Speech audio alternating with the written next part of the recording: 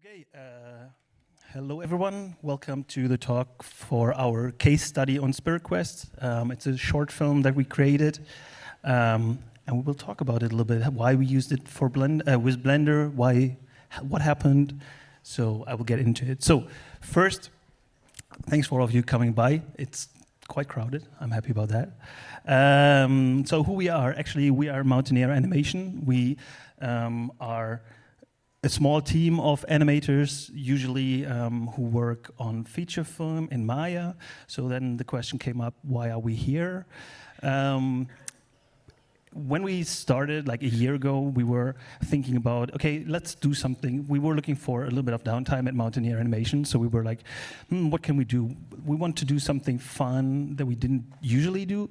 And we wanted to do something cool. So why we are here actually today is like to talk about our Spiritquest journey and why we did it in Blender and we could not do it anywhere else. So actually it's quite easy. Why we did it? Actually it's quite easy. Sorry, I'm a little bit nervous. I get into it in 2 minutes. I can talk. Right now it's a little bit all over the place. Anyway, why we did it? So we wanted to do something fun and something cool while we had some downtime, and we wanted to use the time to create something that we like, that we enjoy, and what we would actually like to watch.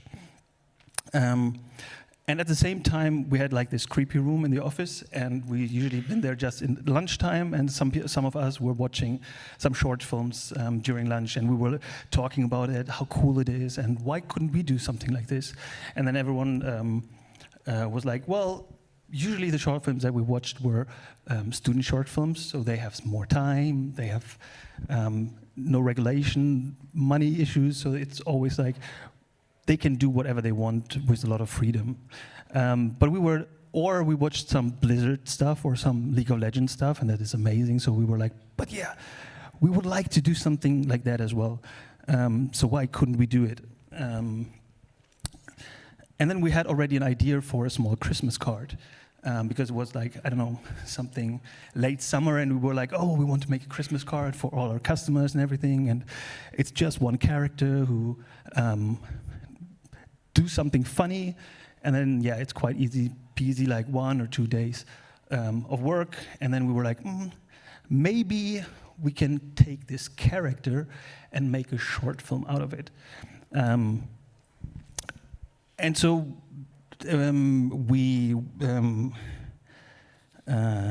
sorry. And so we did that, and then we were like, okay, let's try it, because it was fun and we wanted to do it. And then someone said like, oh, what if we do not just one short film, but 10 short films, and then make a series out of it and call this one the first episode for the series, the first season for the series. And then everyone was like, well, that sounds like fun, let's do it. Let's try something. So we wrote the scripts. Well, actually, the scripts were already written. And then someone came over and said, like, well, let's do something new. Let's do it in Blender. And let's create our new own style that we never did before and don't know how to do. So everyone was like, well, let's try out what we actually can do and what we want to do, and yeah, what we can actually do in Blender, because usually, like I said before, we're animators in Maya, so we don't know anything about Blender. We had one person who worked with Blender during their study time, and she was very supportive, but then we realized very quickly, like, there's a real good reason why to use Blender, because actually of you guys, because of the Blender community. When we wanted to dive in to learn something about Blender, it was like, there are so many tutorials about everything. So we looked at dozens of tutorials and we're learning about rigging, about texturing, about shading, and about modeling. And I think we felt a little bit comfortable with something. So we made a first test about like, okay, what can we do with Blender? So we wanted to have this stylized look, and we wanted to have this painterly look at some point, and a little bit of, yeah, creative stylized idea.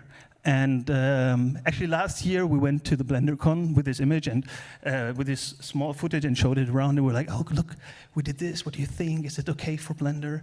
And the resonance was like, oh yeah, it looks quite nice. So we were like pretty confident at some point to say like, okay, let's go on, let's try it.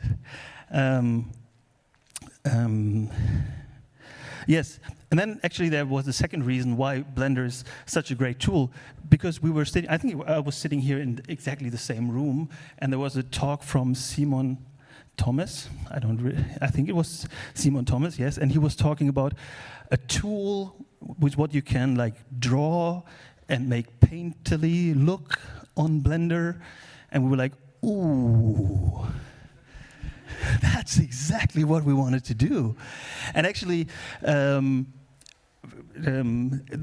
cool thing about this was that's another reason for Blender was so cool, because we started on this project and we didn't know how to do it, and these brushstrokes tool just came up, and then I went home and told everyone like, hey, there's this very, very cool tool, it will come up later, but we will use it. And then like a couple of days or a week later, after the last Blender conference, it was online and we could use it. And so we jumped in and we were like, okay, let's everyone get to this brushstroke tool. And then we used it for everything.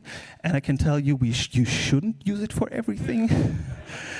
Because at some point we had a mountain in the background where there was like really, really, really small strokes. And when you render them, they flicker and you cannot do anything about it. So we had to reduce that again. But it was a lot of fun. And so we jumped in and tried to do something. Okay, so this was the first test we did in Blender, what we can do. So how should Spiritquest look like? And then we decided, okay, we try to make like this painterly look, like these strokes in the background, like in the foreground, a little bit bigger. And then we're like, okay, but it would be great to have it like moving, right? So to go through the scene. And actually what would be even better if the character would move, so we can try really how it would look like if the character runs. So because when you have like this painterly look, you cannot just animate a smooth animation. So then we came up with like, oh, we want to have a stepped animation, because that's also a tool, a trick to sell a little bit more this idea of this stylized look. Okay, now I'm completely off schedule of this thing anymore. Anyway, okay, so but then the question is, okay, now we have this test. We know how this short film this project should look like, and we showed it around, and a lot of other people said like, oh yeah, you should do exactly like this, and we were like, yes, we can make one scene and one image. Now we have to make a short film. Great. So then because we worked already on bigger projects, so we knew, okay, a pipeline is like the best thing that you can ever have later down the road. So we set up a Prism Kitsu and Blender pipeline on our amazing server rack here. It's like this size, but it works very well and it runs everything. Yes, and then a lot of things happen at the same time. So when we started, a couple of us jumped into Blender, but we also needed some designs and some like how the whole world should look like. And here I had some really, really great artists like Baptiste Tassin, Celia Kaspar, or Thea Hovind. And they did some really nice testings and really nice drawings and look development and also character development. In the end, it not looking exactly like this, but the inspiration and the idea were really, really cool that we get out of it. So this was our main character, and our main character will meet a spirit, but the story we'll see later. Yes, and our character is not called Jake anymore, it's Marvin, but back in the days he's called Jake, and now he's Marvin, but at some point nobody uses a new name, everyone calls him still Jake. And then we had like different ideas from how the character should look like, because we wanted to have this character who can also interact with other objects, so he can go out of his shape and go into other shapes. That's something we never did before either. So how do you do that? And then we tried to find like some nice designs, some cute designs, because we were like, oh, that's very cute, probably people will like it. But then we were like, but then we need like 7 different rigs. So that's a lot of work. So we were like, okay, let's calm it down and find something a little bit simpler. So we found this little eye shape here. And I think we really like this one. And when we got this design, because we have a good and an evil spirit, of course, we saw this design and we were like, sold. We were like, okay, this is the character that we want to work with, because it looks really fun. And and at the same time, while we have doing this design testing, we also went into rigging in Blender, and Lukas will talk about this a little bit more because he will tell you more. Thanks.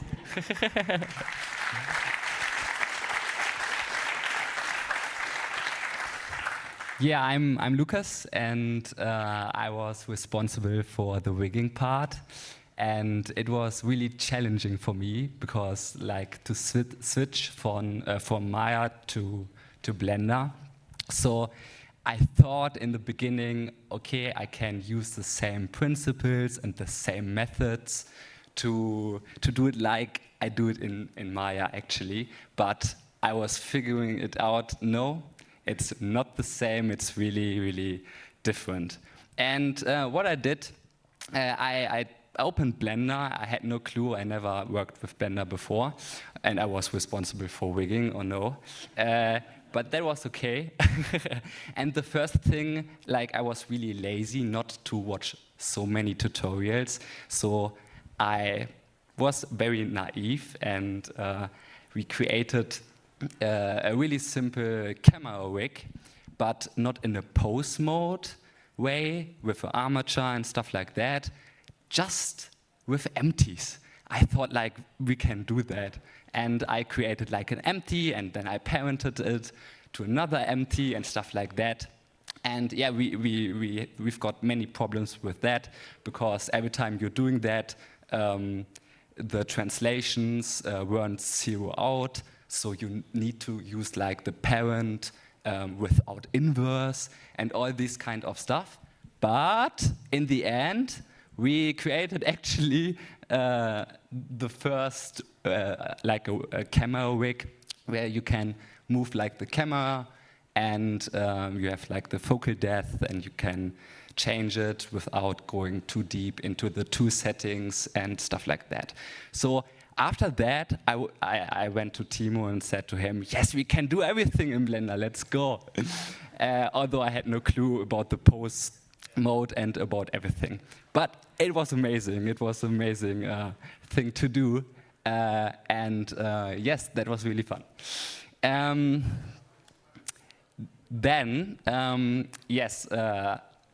After that, we were really into, like, we can't do the whole rigging thing with the main character and with the spirit with like an Maya approach. I think that's really difficult to do. So of course I learned, like everyone else is doing it. I used Wigify, and it was really customable. So every time you can change everything. That was really good. But yes, and the wig was really far ahead. And I was like, okay, good, we can do it somehow. And then Timo came again to me and said, there is a new tool where you can rig with geometry nodes. And I was like, oh no. And I was already almost done with the face setup. And I was like, okay, face setup, no fucking way, please, no. But yes, and then I checked it out. And what I did here is I, like, thanks to Edward, I forgot the second name actually, but he created this kind of tool, and he shared it for everyone on Gumroad. So it was really good to see someone else did it already, and I copied a lot of stuff. And it's actually like a plane where you can, it's projected to the geometry somehow, and in our case it's the face. So it's like a plane on the face in a specific way, and it shares the same behavior. And with the plane you have like a lower density of vertices, So you can have a really nice weighting for the rigging, for the bones, and then you can create really nice shapes with it. And this is what we did afterwards. Like when we want really a nice mouth, we can do it really, really easy. And because the face setup, like the geometry node tree, was really simple, so we copied it very often and use it for the inner parts of the face and the outer parts of the face. So we combined everything together, and in the end, we could do we did really nice shapes with the eyes and with the mouth and stuff like that. And in the end, like our final character, it was really flawless. It was really nice. So you could, like as an animator, I think it was really fun for Valentin to do some nice animation with it. Yes, and in the end, the spirit. Yeah, actually we did the same thing. Like you can decide if you want to stick on a specific surface. But for our main character, Jake, it was not really good because we wanted the freedom to move it somewhere else. But here in that case, it was really good. Every time you move the eye is moving on that body. And for the spirit as well, it was really difficult to make something with the body and with the eyes separated, because sometimes the eyes are on specific objects, and I don't want to have like the body and the eyes connected. So there was an approach to separate it with the same geometry node wig system I used for the main character. Yes, it was really fun to do. Okay, cool.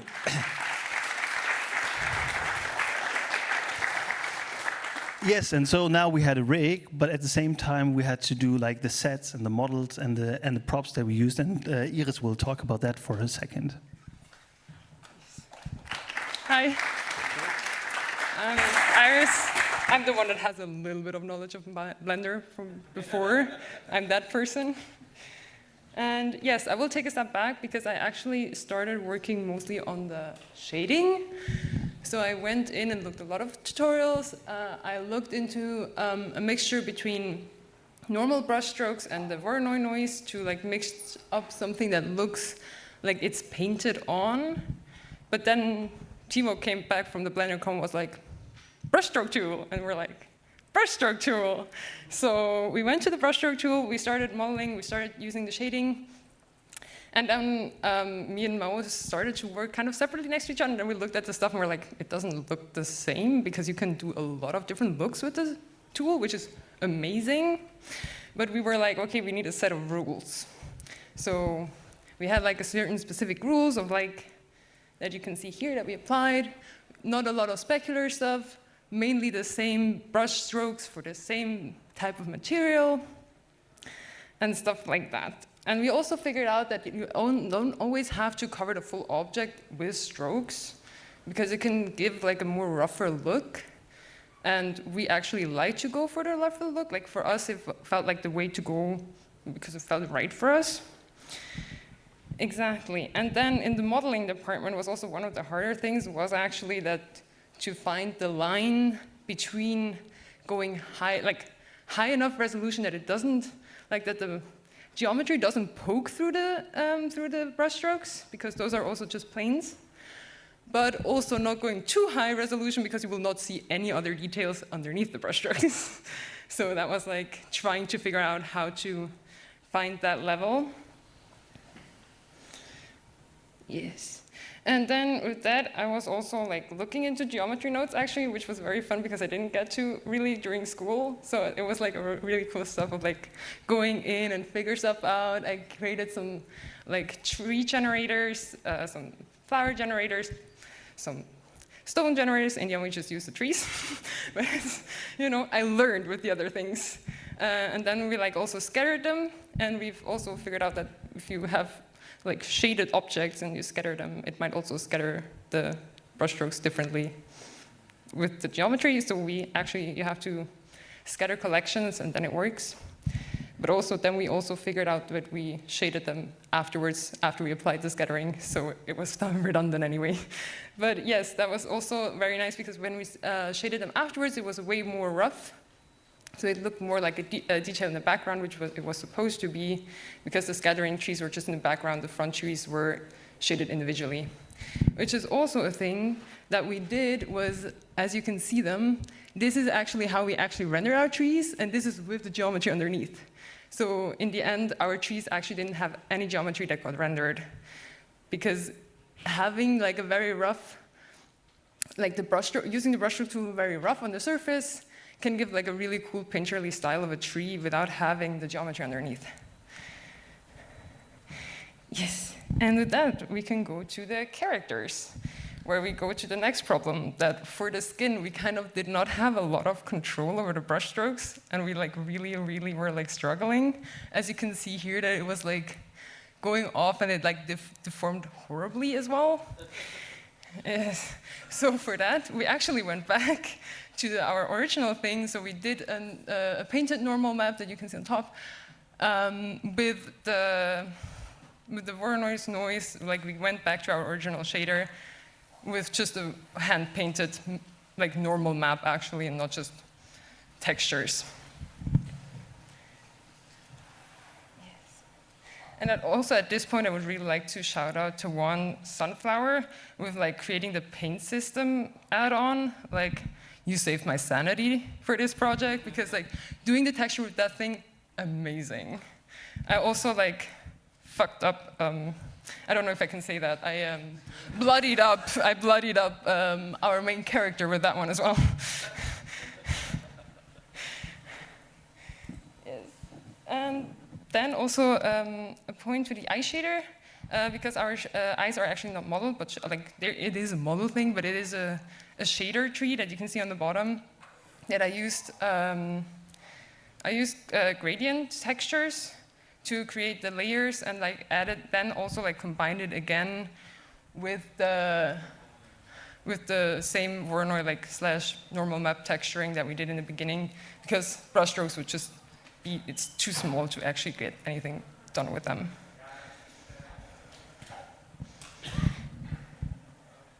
Yes. And then we can go to our next character, which went through a lot of different things, because we had the thing of like we had the designs that you saw before, like actual characters. Then we're like, no, we're going with a blob. And I'm like, how do we do a blob? Like, how do you portray it? The top parts are actually the ones that were still done trying to create it with the Voronoi / normal map mixture that I did in the beginning.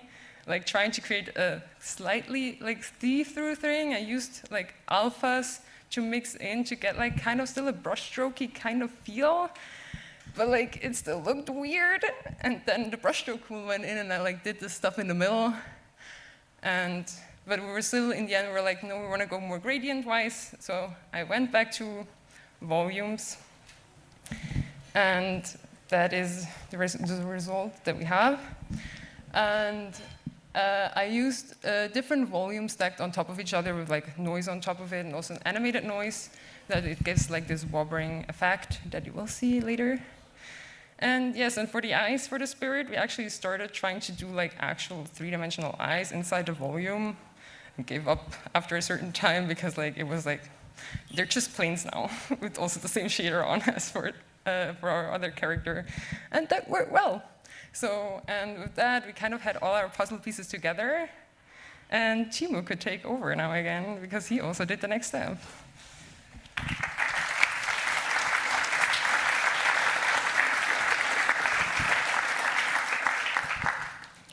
So yes, so then we had everything together, so we can go into the field that we knew, layout or animation. So when I came then back, or the first time really into Blender and starting the layout, it was a really hard time for me, because I'm a little bit older, and it's harder the older you get to learn new programs.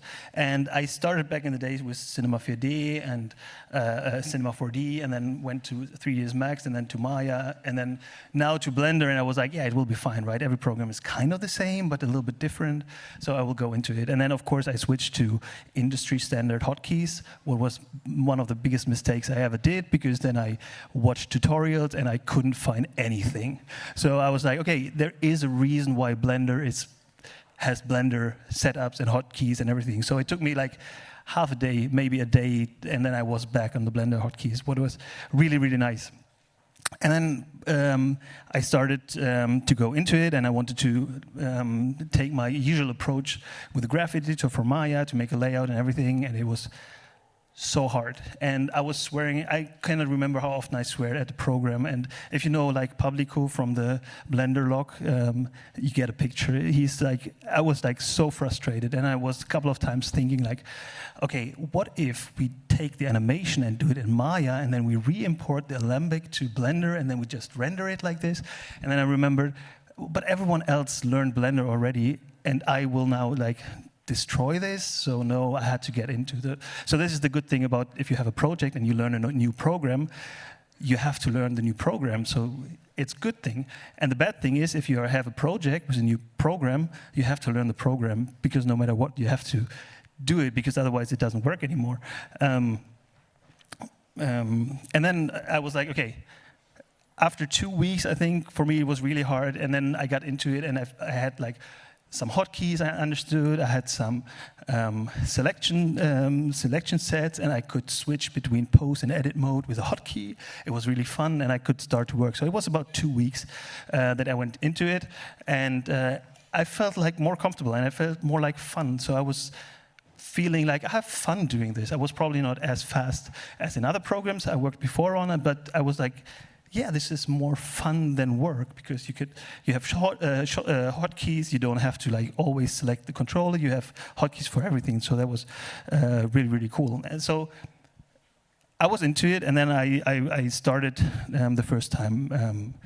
That was before, and then I started into Blender, and I was like, okay, now I can start layout. So what I learned here was I animate and I do layout, but I cannot undo, because every time I do an undo, Blender crashes. And I was like, wait, is that a thing? So there are always problems with new programs, right?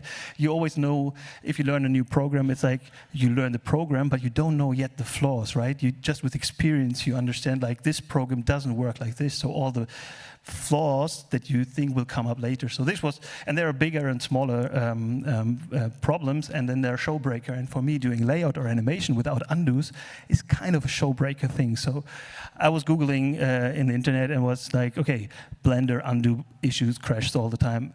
And I couldn't find anything. And I was like, so it must be us, or we did something wrong, but I couldn't figure it out. So I was calling Lukas and was like, hey, there is a problem. I didn't understand. I think it was not a Blender problem, and I think it was us, but actually I never understood it, but he solved it somehow.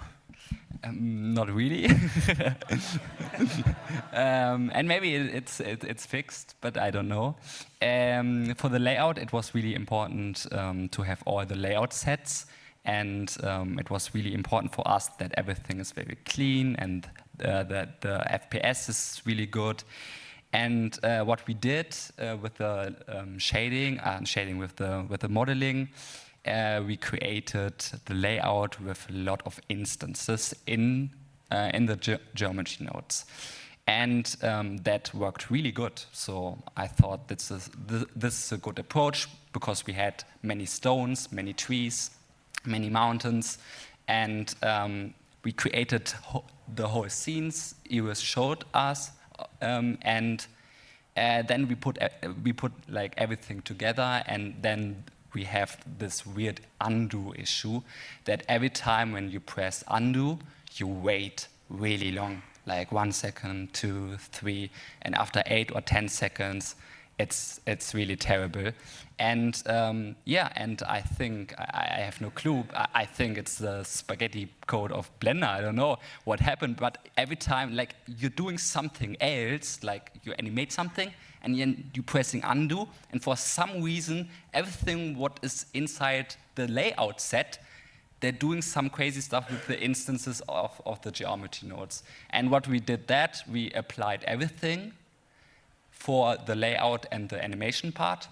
And later on in the rendering part, we used the geometry node way again, because in the rendering you don't need to undo something, so we fixed it that way.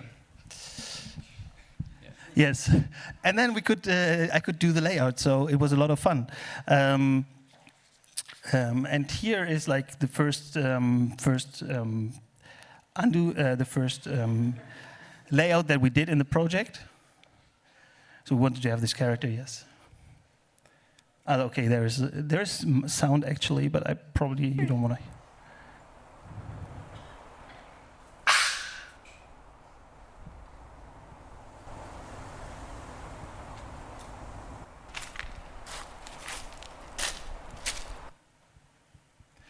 Yes. So finally we could do, or I could do the layout, and I think after such a short time, like I said, like 2 weeks or something to get into Blender, I was really comfortable and happy.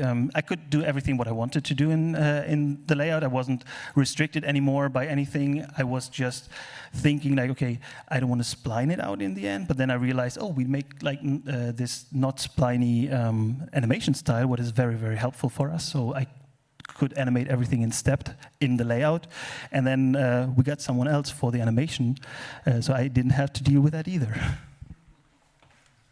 Yay! Sorry. No. Yeah. Hey, I'm Valentin, 3D Maya animator. No, we can actually show this already. And I was super excited when Timo asked me, "Hey, we have a small project working on. Would you like to animate?"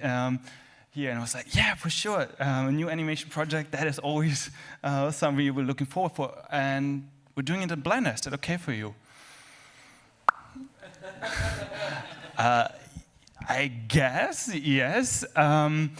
But why I am actually very excited to talk today in front of you, all of you guys, is even though I have been using Maya for now the past 7 years working on this project, something very unique happened.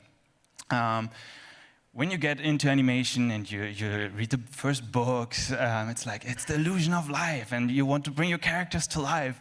And then you do your bouncing ball and your first body mechanic shots. And I guess this looks lively. So yeah, you get to get going. But what happened on this project was that I looked at my character, I looked at my animation, and for the first time I really had this feeling of, damn, he looks like he's feeling something. He looks like he's thinking something. And that got me really, really, really excited. And I think there are like 3 main reasons for why this happened. One of them you already noticed. We have a very fun rig that you can do a lot of things with. And I like to push my poses, and I like to go a little bit more extreme. And with this character, Marvin, you can actually do this. And Marvin and I, then that would be the second reason, are quite similar. He's kind of the goofy guy. He is a little bit of a show-off maybe, but wants to present himself in some type of way. So I could really relate with that. And what I did was trying to do reference videos for every shot. And I will now show some of you, and I think we have not teased that yet, but we will actually show our finished short movie at the end of this. So now take a good look at the references, and maybe you see which shot they belong to. I will turn off the audio, or at least make them a little bit more quiet. Okay, here we actually have the layout. Yeah, so really getting into doing content.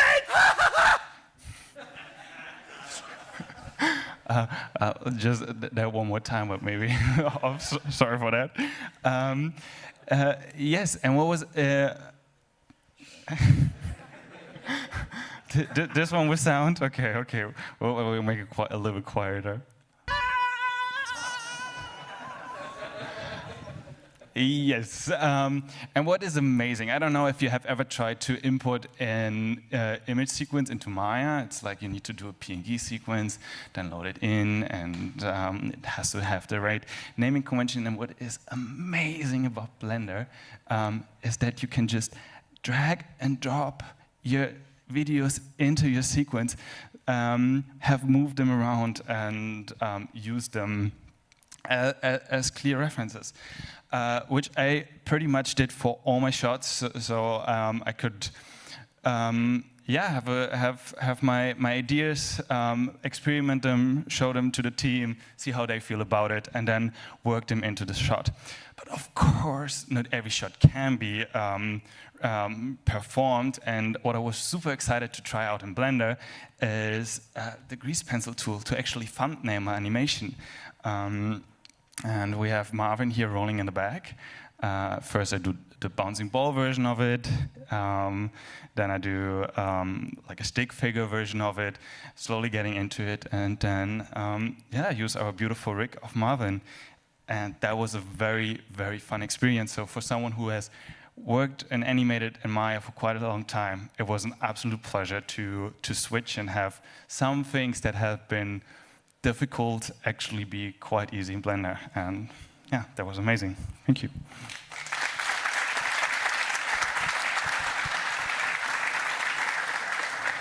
Cool. So now we have animation, so we have the sets, we have the models, we have the characters, we have the layer, we have the animation now, so the movie is pretty much done, right? Yes, that was what we realized then after as well, because like I said, we're all animators and all our secondary skills come here to play.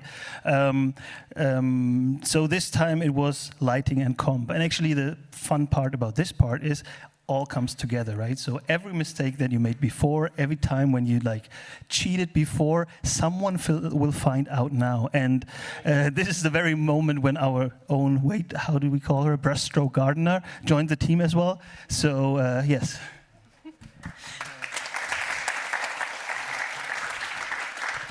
Yeah, so hi, I'm Automne. I was actually an intern at Mountaineer, and I got to take over the environment, some parts of it, especially the grass. And the environment scene, as the pipeline foresaw, was to be like one master version of the environment that was to be linked into every lighting file for the correspondent shots. So one environment scene with a lot of brushstrokes. Got pretty heavy pretty quickly. So this is the layout of the environment, like a quick orientation overview, and then stacked upon the level of brushstrokes that we had. So now that we saw the brushstrokes in the lighting scenes with their camera position and angles, we quickly saw that the brushstrokes did not look the same as we wanted them to, and we actually wanted them to look like this. So in this way, we scattered around the brushstrokes that were distributed on the ground plane and tilted them upwards so that the silhouette of the brushstrokes were mimicking grass blades. That works only if you look at the brushstrokes. So if the camera is positioned differently and looks to a different side, suddenly the brushstrokes look very, very thin and the grass is very, very different from what you had envisioned before. Again, we had one environment that was updated as a master version in every scene. So a one-size-fits-all solution was not the right way to go. I had to go back into the master version, update with extra layers of brushstrokes, with extra density and new orientation, and disable or enable the right brushstrokes layer in every lighting scene. The environment was already pretty big. It was already pretty heavy. The lighting scenes took ages to load. Sometimes at whatever days, Blender decided to never actually open the files. We haven't figured it out why. At some days it worked and some it didn't. But it took us a long time to figure out how to then get them to render. So we had to unload everything that was not in the camera view. And then very late in the process, we found out about camera culling. So it's a principle that comes from game development where you don't have anything outside of the camera frustum. So it comes with the brushstroke add-on in itself. It's a bit complicated to set it up for the camera. So for this one, we had to brute force it, but in the next episodes, it's going to be the way to go. So we had them rendered. And then we saw, since we rendered them with Eevee, that the lights were flickering a lot. We were new to it, so it took us some time to figure out that Eevee has an issue with overlapping geometry. The brushstrokes are overlapping geometry, and we had a ton of them. So then enabling the function called jittered shadows is actually what helps with this, but it skyrockets render times. It does so. We also figured out that you could just change the orientation of the light to maybe cheat the system, but that is not a solution you can really art direct, so that was absolutely not a way to go. So yeah, we got them to render. We knew our mistakes now. We were at the point where all the mistakes were piling up that we have been unnoticed before. We figured out some, most of them, brute forced a lot, but these were by far not the only flaws that came up during the lighting process, but this is where Lukas will take over again.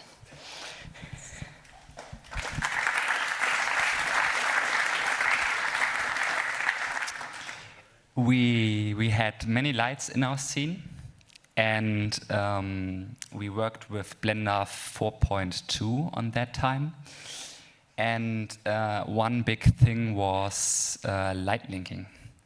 So for us, it was almost impossible to light your scene without light linking to get like a beautiful picture somehow. Of course, you can light stack it somehow, or you can cheat it by render it everything like the single one into composite and to make everything together again. But it was really, really not a good thing to do. And of course, in Cycles it's possible, but not in Eevee, because we rendered everything in Eevee. And but then suddenly, again, on 4.3, light linking was available in Blender, and then we could light our scenes, and that was really, really cool. Yes, yeah, another problem we've got is AUVs. Like, there are no light AUVs, like of the lights, the AUVs of the lights.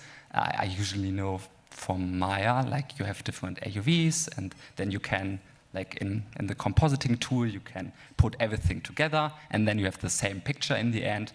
That's really nice, but you don't have the AUVs in Eevee because it was not possible.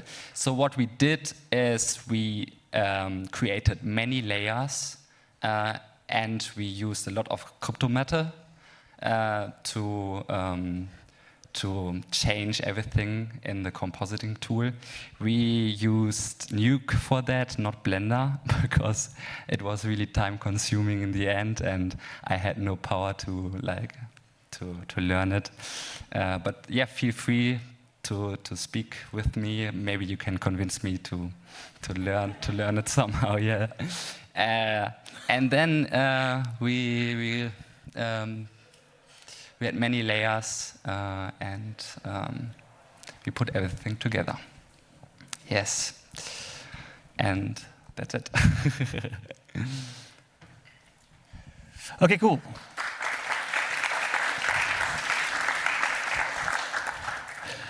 Yeah, and this is pretty much how we finished the first episode of Spiritquest.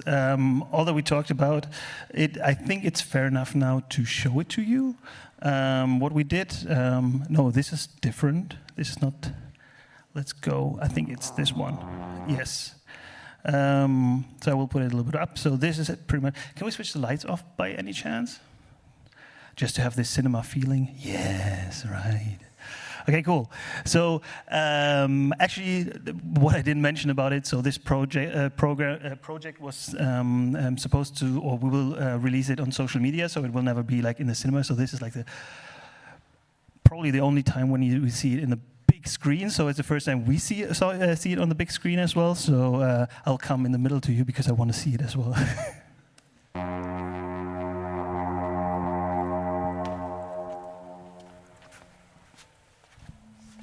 Sorry.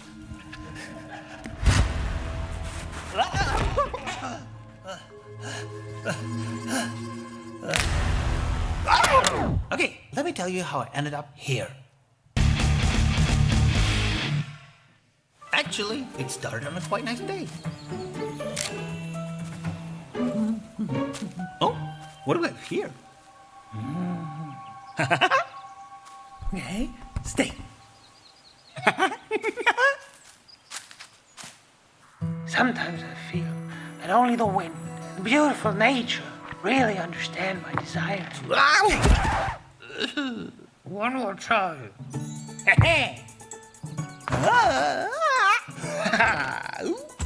Hope.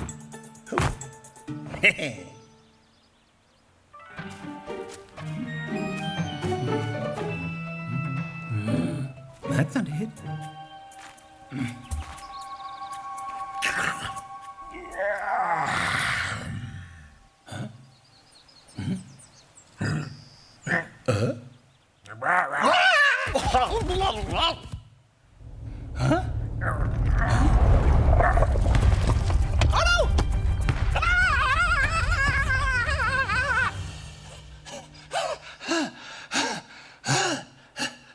What was that? Carton!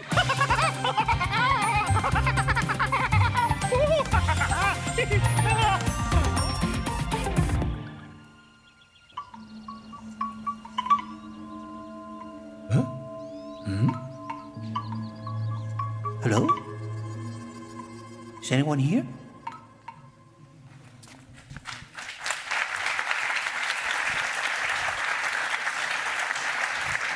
Yeah.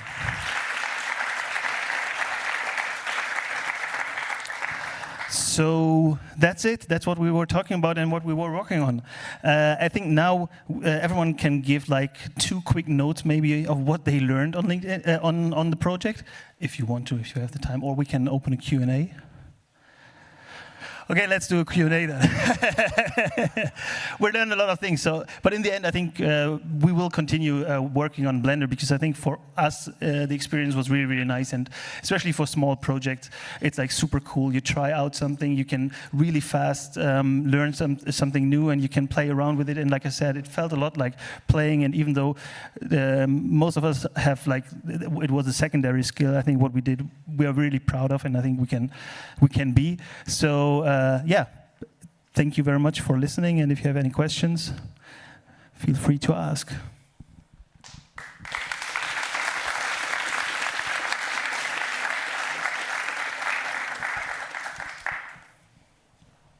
Yes. What was that geometry nodes facial rig thing that you used? It was yeah, I can go up. I actually don't know the name of it, but it's from Edward Urenia, when I pronounce it properly. You can check that out, Edward Urenia. U-R-E-E. Like, it's like a Spanish name, so I can't pronounce it. I'm sorry for that. Yes, and it's from him. Yes, he created this geometry node system for the face, and I adapted for the characters. So the cool thing about the face rig is theoretically we could be able to just change the underlying geometry, so the face of the rig, and we have still the rig completely working. It's just a different character. So this is what we are aiming for, that we can reuse it and have like different characters, but the rig is like pretty much exactly the same. We just have to adapt it a little bit. Any other questions? You said you started this project on the side with a new pipeline. How much of this reflected the main pipeline of the studio you guys have? Well, this was a complete new pipeline, so we didn't had anything like building up like this before, and we were like, because Iris was in school and she used Kitsu, and we heard about Prism and wanted to use it, and then we wanted to do Blender, and then we're like, oh, let's do it all together. And then there are a lot of fun stuff happening as well, because we used Prism. It's like a a pipeline that you can. I don't know. It's not open source, but well, I don't know what it is. But it's a pipeline. And then there were some. It was one fun thing because there was like a Blender picker, like a picker for the rigs for the face. But it didn't work with Prism. So every time when we had Prism installed, the picker didn't work anymore. And if we uninstalled Prism, the picker worked again. So we called the person from the picker, hey, there's a problem with Prism. And the first answer from him was, what is Prism? And then we talked to Prism. And then he said, like, oh, you have to talk to the person from your pipeline. And then we talked with the person from Prism. And he said, like, I have no idea what that tool is. So you have to talk to him. So it was a back and forth. And then we decided we use a different picker. And that's fine. Yes, another question? Yes. Just one quick question. Yes. You should reference for the guy rolling down the hill. No, that's when I use the thumbnail version of it. But I do have one that is like, what's that? There was a lot of fun reference. There was also one video where he was just walking because he's a lot of time walking, and we cut already half of the walking, but he's walking a lot of times, and it was so fun because in front of the studio he was walking by, and then he made a video, and he always went out of the camera and in again, and so it looked like he was searching the studio, and then there were two old ladies passing by, and then he came back. So yeah, video reference is always fun.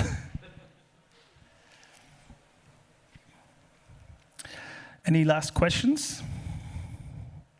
Great. So we made an amazing talk. No questions left. Perfect. Have a great rest of the evening. Thank you for listening. And subscribe us on Instagram or whatever. And it's not there anymore. No, anyway. It's not working. And yes, we are currently planning the second episode. So we want to continue. But yeah, there's always the money thing, like everyone knows. Anyway, have a great evening and see you around, and thank you for listening.